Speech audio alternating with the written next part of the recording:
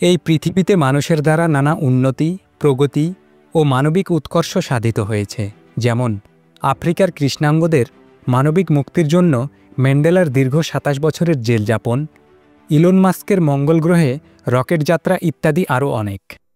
আমরা এখন বন্যায় আমাদের প্রতিবেশীকে নিজের মতো করে আগলে রাখি, মহামারীতে অপরকে আপন মনে করি, জীবনের ঝুঁকি নিয়ে সহযোগিতার হাত বাড়িয়ে দেই। সামাজিক কল্যাণে আমাদের চেতনা এখন এতটাই চেতন যে আমরা এখন রোবটের জড়দেহে চেতনা গুঁজে দিতেও ভয় পাই না।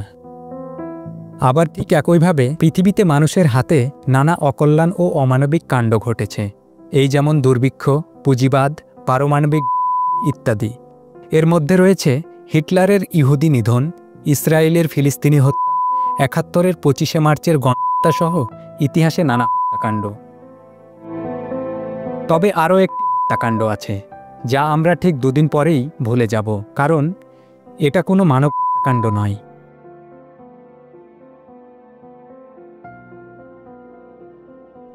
পৃথিবীতে মহান আল্লাহর সৃষ্টি অগণিত মাখলুক বা সৃষ্টি রয়েছে। বাঘ, সিংহ, বানর থেকে শুরু করে সাপ, ব্যাঙ, পাখি, গরু, ছাগল, বিড়াল এবং কুকুর।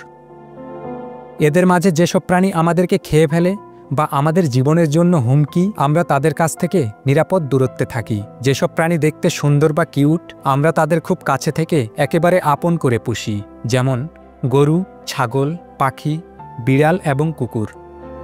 কিন্তু কুকুর কি দেখতে কিউট হয়ে থাকলেও এটার মাঝে কি কোনো শুদ্ধতা আছে? এটা কি পোষা যাবে? পোষা না গেলেও এটা কি ছোঁয়া যাবে?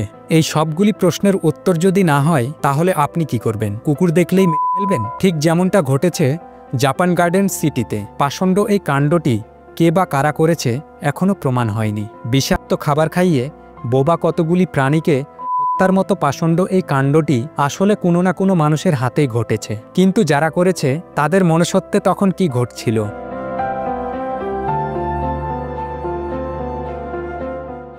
তারা যদি শুধুমাত্র পৈশাচিক আনন্দ পাবার জন্য কুকুরগুলো হত্যা করে থাকে, তবে তাদেরকে এর জন্য শেষ বিচারে মহান আল্লাহর কাছে জবাবদিহি করতে হবে। কারণ ইসলাম কোনোভাবেই নিরীহ প্রাণীকে হত্যা সমর্থন করে না। কারণ আমাদের প্রিয় নবী মুহাম্মদ সাল্লাল্লাহু আলাইহি ওয়াসাল্লামকে আল্লাহ এই পৃথিবীতে সমস্ত সৃষ্টিকুলের রহমত স্বরূপ প্রেরণ করেছেন। আর আমি তো আপনাকে সৃষ্টিকুলের জন্য শুধু রহমত রূপেই পাঠিয়েছি। আর তিনি আমাদেরকে কুকুর রাখতে নিষেধ করেননি। আপনার সম্পদের পাহারা কিংবা শিকারের জন্য কুকুর রাখার অনুমতি দিয়েছেন এবং সকল নিরীহ প্রাণীর প্রতি মায়া মমতা প্রদর্শন করতে বলেছেন।